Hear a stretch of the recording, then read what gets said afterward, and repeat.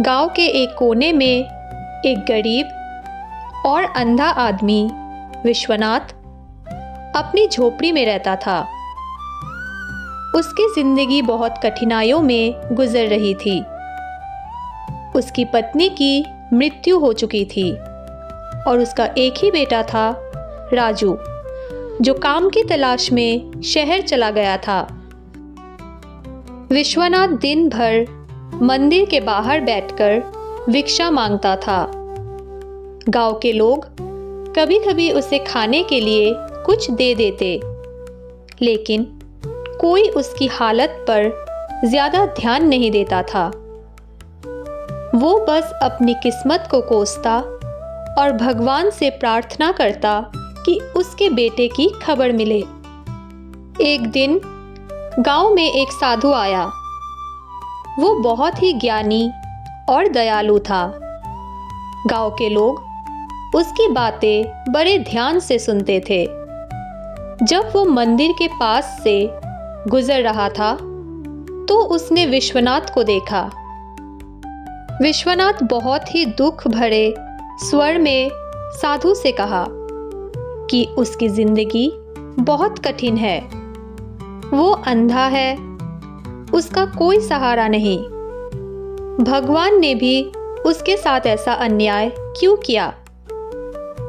साधु ने मुस्कुराकर कहा, बेटा, भगवान किसी के साथ अन्याय नहीं करते। जो होता है वो हमारे कर्मों का फल होता है। विश्वनाथ उदास होकर बोला कि अगर उसकी किस्मत में सिर्फ दुख ही लिखा है तो वो क्या कर सकता है? साधु ने कुछ देर सोचा और फिर एक पोटली से कुछ निकालकर विश्वनाथ के हाथ में रख दिया। ये एक जादुई पत्थर है।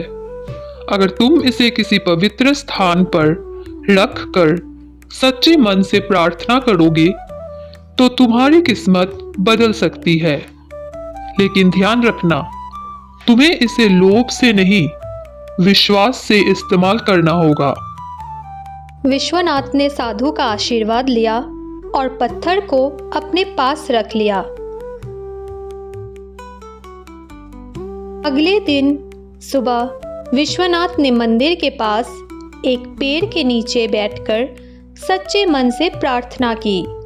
उसने कहा, हे भगवान, अगर मेरी किस्मत में बदलाव हो सकता है तो कृपया करके मेरी आंखों की रोशनी लौटा दो या फिर मेरे बेटे की खबर दे दो।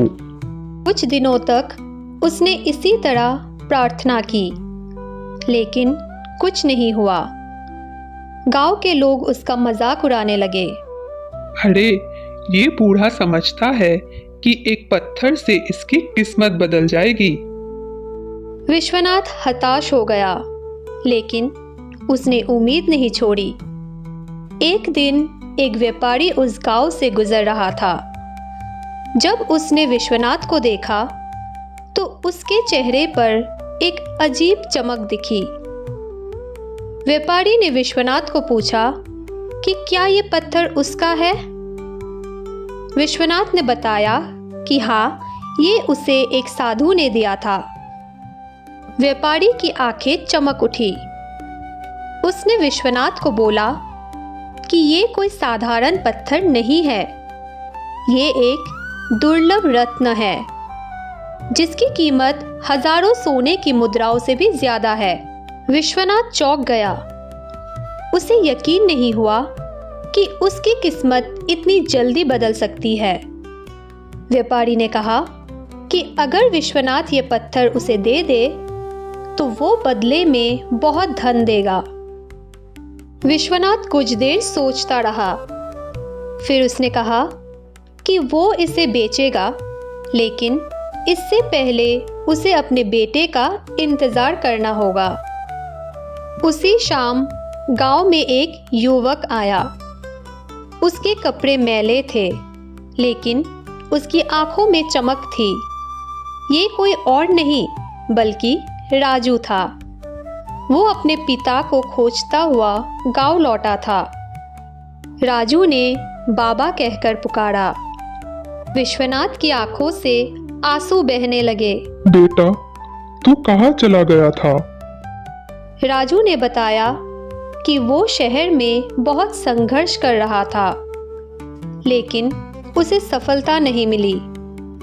जब उसने सुना कि गांव में एक साधु आया था, तो वो वापस लौट आया, ये सोचकर कि शायद उसके पिता की मदद हो सके।